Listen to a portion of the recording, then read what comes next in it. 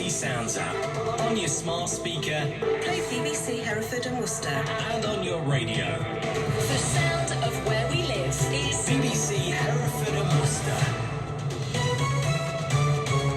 Yeah, we'll talk about that after the news. 0800 121 8181. First of all, the latest at 9 o'clock with Vicky Breakwell. Food banks in Herefordshire and Worcestershire are appealing for help to provide food and gifts for hundreds of families this Christmas.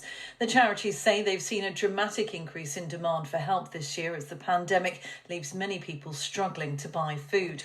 And we're going to be talking about food banks for a bit on the show today. Our top story is all about places that, you know, we rely on. Many people do rely on them, don't they? They rescue the society's most vulnerable. Food banks, however, across Herefordshire and Worcestershire now telling us that they're preparing for a Christmas quite unlike any other, which I think, you know, we all are, aren't we? Particularly the food banks. Growing numbers of people out of work, of course, at the moment. The economy pretty much on its knees, let's be fair, and the food banks are saying demand for their services is increasing dramatically, and so much so some are launching special Christmas campaigns to try and cope with what's coming in the next month or so. Let's go to another one of our food banks this morning. Let's go to the Wyre Forest, and our radio car reporter Justin Surrell is at the food bank there. Justin. Very good morning to you, Elliot. Do you know what? I'm outside Franch Community Church, just in sort of northern area of Kidderminster. And what an operation they've got going on down here. Every time I turn around, somebody's coming in with something new. You think that the day's about to begin. It's already well underway here, Elliot. And in about an hour's time, the operation to feed a great many people in the Wyre Forest is going to begin. It's a delivery day here. It's Tuesdays and Fridays that they do their deliveries. And so volunteer drivers are going to be arriving, pulling up at the front of the church, loading up the car, and then just getting on out and doing their deliveries. I'm joined by Paul Gill this morning. He's on the board of trustees with the Wyre Forest Food Bank. Very good morning to you, Paul. Good morning, Justin. So Paul's been telling me this morning about some of the figures, Elliot, and they make for pretty bleak reading. On Friday, am I right, Paul? The team delivered food packages to 74 households, reaching 73 children. Children who, obviously, without this service, would be facing serious questions as to where that food's coming from. That's correct, yes. We had one or two people saying that they weren't going to manage to feed themselves and their families over the weekend, so we did some extra drops as well. But yes, that's vital food for people, and they need that to keep themselves going. We were just talking, Justin and I, about the fact that there are parents that will not eat to feed their children. We've heard of those situations from the people that referred them to us. And we sort of desperately want to feed these people, and when we get special appeals like that, we make sure that they don't go without. Absolutely. I mean, the coronavirus pandemic has had a big impact on what you do here. You've seen your numbers, I mean, essentially just rocket. Yes, it's just gone sky high. It's gone beyond, in a sense, what we could even imagine, really. We've been surprised and rocked, but we've never found ourselves without food, even when the supermarket shelves were empty. The supermarkets have been very good and very supportive in this area. Absolutely, and obviously when we do these stories, we always get people asking us, what can I do to help? Because people are obviously still donating, that kind of thing. You're actually looking ahead to Christmas now, though. We are looking ahead to Christmas. We've got a special appeal out. It's a Space Hive crowdfunding appeal, and it's on WFFB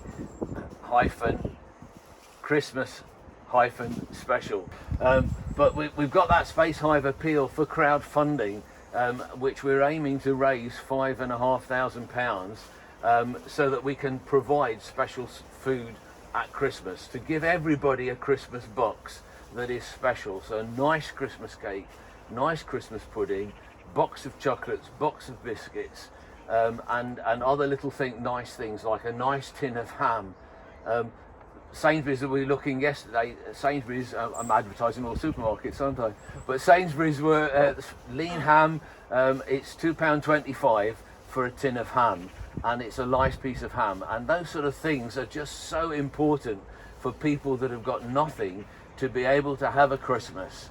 And to be able to enjoy their Christmas together as families. Of course, it's trying to make it a bit more of a special day. Well, Paul, thank you very much indeed for joining us. Tell you what, Elliot, it's all going off here. We've got it's so busy.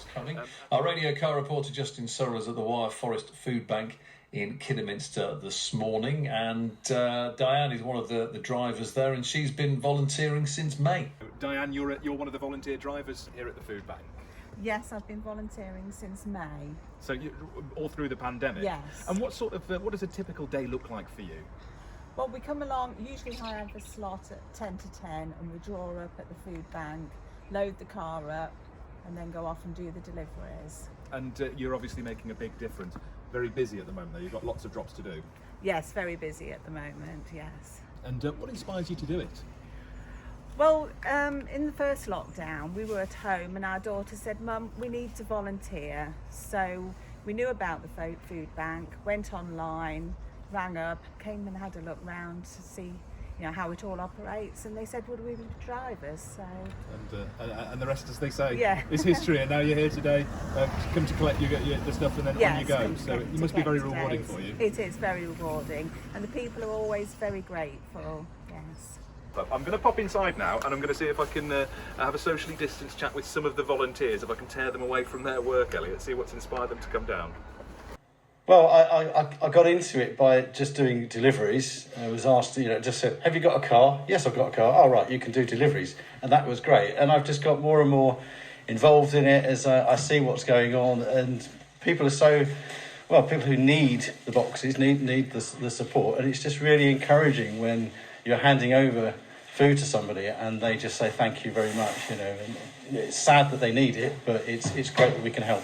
Barbara, nice and early down here, and everyone's in fine spirits. How busy are you at the moment? It's just got busier and busier. I mean, we've had 15 new referrals within Friday and Monday of this week, and that's just how it's going at the moment. It's amazing that we can reach all these people that need it. And when you see some of their faces when we deliver the boxes to the door, we get tears, we get all sorts of different reactions, because some of them are just so desperate at this time. Paul, you're a volunteer here. What makes you come down? Well, I'm a new Christian, and this is the Christian Food Bank. And I was introduced to Paul and Barbara to a friend. Initially, I got involved with supporting them and promoting them with social media. And there's such a vibe and a buzz and the love here.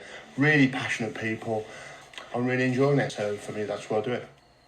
It's Justin Searle talking to some of the volunteers at the Wyre Forest Food Bank. Yeah, I mean, these places just would not work without the volunteers, so they're absolutely vital to the whole thing. I think this year are going to be even more vital than ever.